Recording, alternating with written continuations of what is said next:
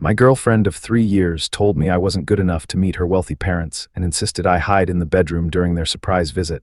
I finally realized how ashamed she was of my blue-collar background. What she didn't know was that her father had already met me 6 months earlier when I saved his life. Hey viewers, welcome to the channel. You're just starting and your support means a lot. If you enjoy these stories, please consider subscribing and help us reach our first 1,000 subscribers. My name is Jake, I'm 31 years old, and until 3 months ago, I thought love meant accepting someone completely, flaws and all. I met Olivia Richardson when she was 24, fresh out of law school and working at her first firm downtown. I was installing new windows on the 15th floor of her building when she came outside during her lunch break, crying into her phone about some case that was falling apart. Something about her vulnerability in that moment, the way she looked so small despite her sharp business suit, made me want to help. I offered her my sandwich and a bottle of water, and we ended up talking for an hour about everything except work. She was brilliant, funny, and had this way of lighting up when she talked about cases she was passionate about, especially pro bono work helping families who couldn't afford legal representation. I was completely smitten. I asked for her number. She hesitated for just a moment too long before saying yes, but I convinced myself she was just being cautious about dating someone she'd just met. Our first few months together were incredible. Olivia seemed genuinely interested in my work, asking questions about different construction techniques, and even visiting some of my job sites. I'd been working construction since I was 18, worked my way up from carrying materials to running entire residential projects. I was proud of what I'd built, literally and figuratively, but I'd never had someone who seemed so fascinated by the details of my world. I should have paid more attention to where we went on our dates. It was always quiet restaurants in neighborhoods where she was unlikely to run into colleagues, or movies in suburbs far from downtown. When I suggested we grab drinks at the popular bar near her office where I knew a lot of young professionals hung out, she'd always have a reason why we should go somewhere else. It's too loud, or the drinks are overpriced, or I just want to be somewhere quiet with you. The first time I met her friends was at Rebecca's birthday party, 6 months into our relationship. Rebecca Miller, 25, was another lawyer from Olivia's firm, and her boyfriend Tyler Walsh, 27, worked in finance. The moment I walked into that trendy downtown loft, I knew I didn't belong. Everyone was wearing clothes that cost more than I made in a week, discussing vacation homes and wine collections and stock portfolios. Olivia introduced me simply as Jake, never mentioning what I did for work. When people asked, she'd quickly change the subject or pull me away to get drinks. Started to notice how she'd tense up whenever the conversation turned to careers, how her laugh became forced when someone made jokes about real jobs versus manual labor. When Tyler made a comment about how some people are satisfied with simple lives, Olivia didn't defend me. She just smiled uncomfortably and suggested we step outside for air. That night, driving home, I finally asked her about it. "Are you embarrassed by what I do?" She looked genuinely shocked, swearing that wasn't it at all. "Jake, you're being ridiculous. I love that you work with your hands, that you build things. It's just that my friends don't really understand that world. They can be snobby sometimes, and I don't want them to make you uncomfortable with their ignorance." I wanted to believe her, but the pattern continued. Every social event, she'd find ways to keep conversations surface level, steering away from anything that might reveal too much about my background. When her colleague David Chen, 28, started asking me about sports, assuming I must be into football or baseball, Olivia jumped in before I could mention that I actually preferred reading historical biographies in my free time. "Jake's not really a sports guy," she said quickly, but she didn't bother to share what I was actually interested in. The worst part was how she started changing around me. The woman who used to ask detailed questions about my projects began responding with generic, "that's nice" comments when I'd share something exciting from work. She stopped visiting my job sites entirely, claiming she was too busy with cases. When I got promoted to site supervisor for a major downtown renovation project, something I'd been working toward for years, her congratulations felt hollow, like she was checking a box rather than celebrating with someone she loved. Things got worse when she started working late more often, always with cases that required her full attention. She'd text me around 9 or 10 at night, apologizing for missing dinner plans or canceling weekend trips at the last minute. "This case is consuming my life, but it could make my career," she'd say, and I believed her because I knew how ambitious she was. I admired her drive, even when it meant spending more evenings alone in my apartment, wondering when I'd become such a low priority. The turning point came on a Thursday evening in November. I was at home, grading some blueprints for the next day's work when Olivia called in a panic. "Jake, I need a huge favor. My parents decided to surprise me with a visit tonight." Driving down from Boston right now and want to take me to dinner. I know we had plans, but this is really important, her parents. In 3 years of dating, I'd never met them, though I'd heard plenty about Dr. Richard Richardson, 58, a renowned cardiac surgeon, and his wife Helen Richardson, 56, who ran a successful interior design firm. Olivia talked about them with a mixture of love and anxiety, describing their high expectations and their disappointment that she'd chosen public interest law over corporate work that would have paid better. "That's great," I said, genuinely excited. "I'd love to finally meet them. Should I change clothes? I can be ready in 20 minutes. Silence on the other end of the line lasted so long I thought the call had dropped. "Jake, no, I can't. They're not expecting. This isn't the right time." "What do you mean it's not the right time? We've been together for 3 years, Olivia. When exactly is the right time?" Another pause. "Look, my parents have very specific ideas about the kind of person I should be with. Expecting me to end up with someone from my world, someone who went to law school or medical school, someone who can relate to their experiences. If I spring you on them now without preparing them, it'll just create unnecessary drama." "Preparing them for what? For the fact that your boyfriend has a job they might not consider prestigious enough." "That's not fair, Jake. You're putting words in my mouth." "Then what are you saying exactly?" The words that came next felt like a physical blow. "I'm saying that maybe it would be better if you weren't here tonight. I'll tell them I had to work late on a case. We can figure out a better way to introduce you later when the timing is right."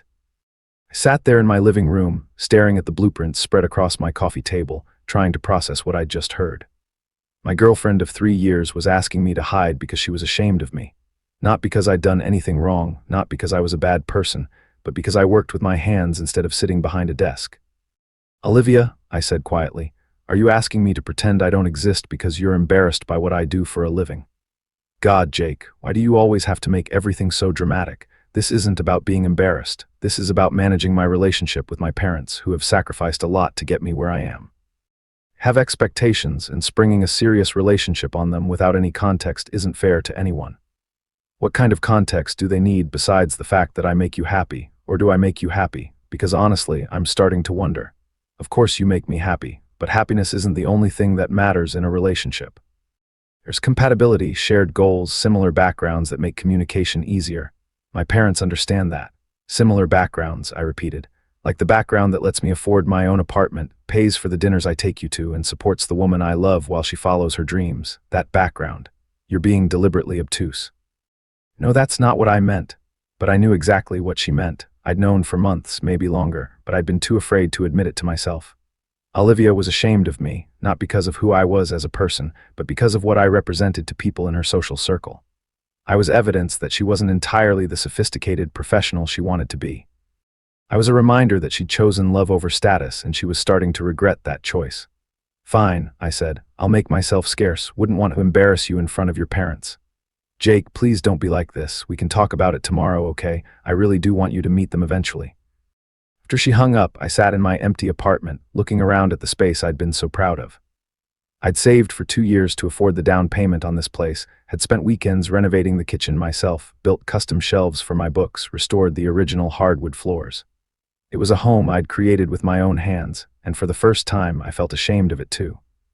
I thought about all the times Olivia had claimed to be working late, all the social events where she'd introduced me without mentioning my job, all the conversations that stopped when I walked into a room. I thought about how she'd stopped asking about my work, stopped visiting my sites, stopped celebrating my achievements.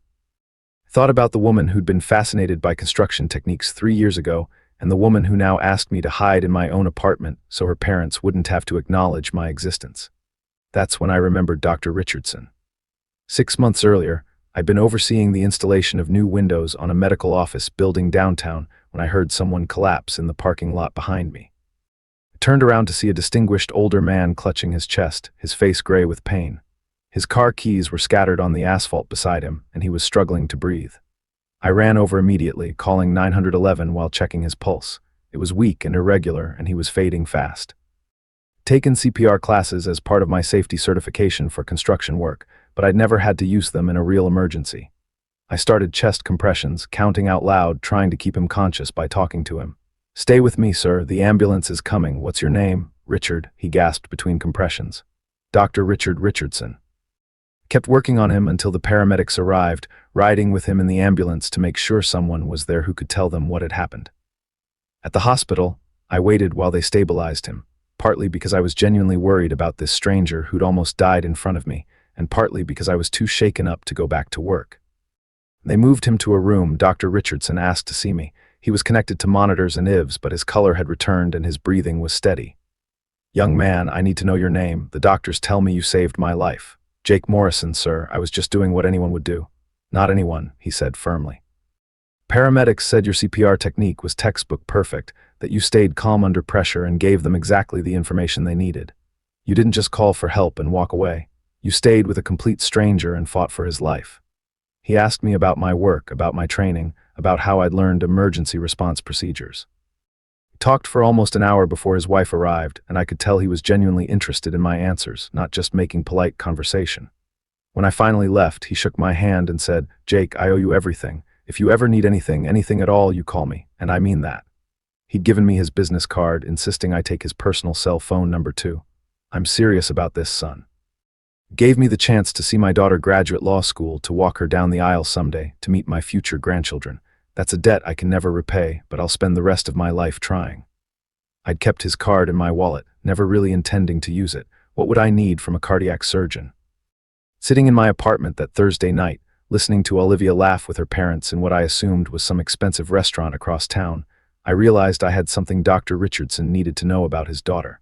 I pulled out my phone and found his number. My hands were shaking as I dialed, partly from anger and partly from the magnitude of what I was about to do. This would end everything with Olivia, but maybe it needed to end. Maybe I deserved someone who was proud to introduce me to her family, someone who saw my work as valuable rather than something to hide. "Dr. Richardson, this is Jake Morrison. We met 6 months ago when you had the heart attack in the parking lot downtown."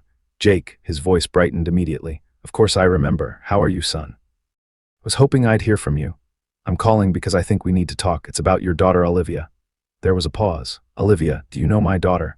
"Sir, I've been dating her for 3 years, and right now she's having dinner with you and your wife, telling you she had to work late tonight because she was too embarrassed to introduce us." Silence that followed was so complete I wondered if the call had dropped. Finally, Dr. Richardson spoke, and his voice had changed completely. "Jake, where are you right now?" "At home, sir." "Text me your address. Helen and I will be there in 30 minutes. "Dr. Richardson, you don't have to." "Son, 3 years ago my daughter brought home a law student named Bradley Whitman who talked down to our server at dinner and complained that his trust fund wasn't large enough to buy the car he wanted. Last year she introduced us to a finance guy who spent an hour explaining why people in service industries were holding back the economy. Year before that, it was a doctor's son who asked me to put in a good word for him at the country club." He paused, and I could hear him talking to someone in the background, presumably his wife. "Jake, do you know what all those men had in common? They were exactly the kind of people Helen and I expected Olivia to end up with, and every single one of them made us worry about what kind of person our daughter was becoming. Meanwhile, the man who saved my life, who stayed with me in that ambulance, who checks on me every few months with a text message to make sure I'm following my cardiologist's orders, that man has been dating our daughter for 3 years, and we had no idea he existed." I could hear a car starting in the background. "Leaving the restaurant now. Olivia thinks we're going back to our hotel, but we're coming to meet you instead. And Jake, I'm going to have some very serious words with my daughter about what it means to be ashamed of people who are worth 10 of anyone else she's ever brought home." 35 minutes later, there was a knock on my door. I opened it to find Dr. Richardson and his wife Helen, an elegant woman in her 50s who looked like an older version of Olivia.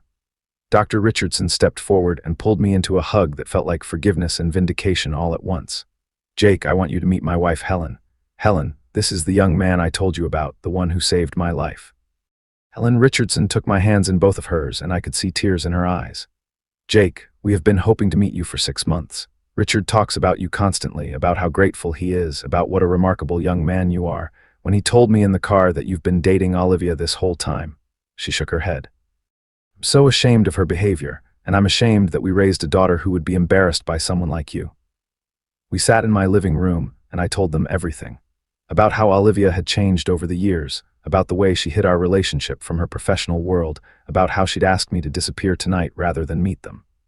I showed them pictures from my job sites, explained the projects I was most proud of, talked about my plans to eventually start my own construction company. Dr. Richardson listened with the same intense focus he'd probably brought to medical school, asking detailed questions about building codes and project management and worker safety protocols. Helen was fascinated by the renovation work I'd done on my own apartment, admiring the custom shelves and restored floors with genuine appreciation. "Jake," Helen said finally, "I need you to understand something about Olivia. We raised her with certain expectations, and I'm afraid we may have inadvertently taught her that success is measured by prestige rather than character. It's our failure as parents, not your failure as a partner. But it's also her choice as an adult," Dr. Richardson added, "and the choice she's making says everything about her priorities and nothing about your worth." We talked until almost midnight, and by the time they left, I felt lighter than I had in months. Dr. Richardson shook my hand again at the door. "Jake, I want you to know that you'll always be family to us, regardless of what happens with Olivia. You gave us the gift of more time together, and that makes you our son in every way that matters." Helen hugged me goodbye. "And Jake, don't you ever let anyone make you feel ashamed of the work you do. You build homes where families create memories. You create safe spaces where people live their lives. That's sacred work, and anyone who can't see that doesn't deserve you." My phone started ringing before they'd even reached their car. It was Olivia, and she was furious. "Jake, what the hell did you do? My parents just called me, saying they met you tonight, saying they've known about you for months. Asking me why I've been lying to them about working late, why I never mentioned that my boyfriend saved my father's life. What is going on?" I told them the truth, Olivia, something you apparently couldn't do. "You had no right to go behind my back like that. You've completely ruined everything. My parents are furious with me, and now they think you're some kind of hero while I look like the villain." "Didn't have to make you look like anything, Olivia. You did that yourself when you chose to hide me for 3 years. I wasn't hiding you. I was protecting you from their judgment, protecting us from unnecessary complications. No, you were protecting yourself from the embarrassment of dating someone you considered beneath you. You know what? Your parents see right through that." She was quiet for a long moment. "Jake, we can fix this. I can explain to them that I was just being cautious, that I wanted to be sure about us before involving them. They'll understand. Will they? Because your father seemed pretty clear about what he thought of your behavior." "Honestly, Olivia, I don't want to fix this. I want to be with someone who's proud of me, someone who doesn't see my job as a character flaw that needs to be managed or hidden." "So that's it. You're breaking up with me because of one misunderstanding." "This isn't one misunderstanding, Olivia. This is 3 years of you gradually becoming more and more ashamed of who I am. This is months of you treating me like a secret you were keeping from your real life. This is you asking me to hide in my own apartment so your parents wouldn't have to acknowledge my existence." I could hear her crying now, but it didn't move me the way it once would have. "Jake, please, I love you. I know I've handled things badly, but I love you." "I don't think you do, Olivia. I think you love the idea of me, the romance of dating someone different from your usual type. But you don't love me enough to introduce me to your friends without apologizing for what I do for a living. You don't love me enough to be proud of my accomplishments. Don't love me enough to build a life with someone your parents might judge. That's not fair. What's not fair is spending 3 years making me feel like I need to apologize for who I am." After I hung up, I sat in my quiet apartment, looking around at the home I'd built with my own hands. For the first time in months, I felt proud of what I saw. Tomorrow I'd go back to work, back to building something solid and lasting, back to a job that mattered even if it didn't come with prestige or impressive dinner party conversations.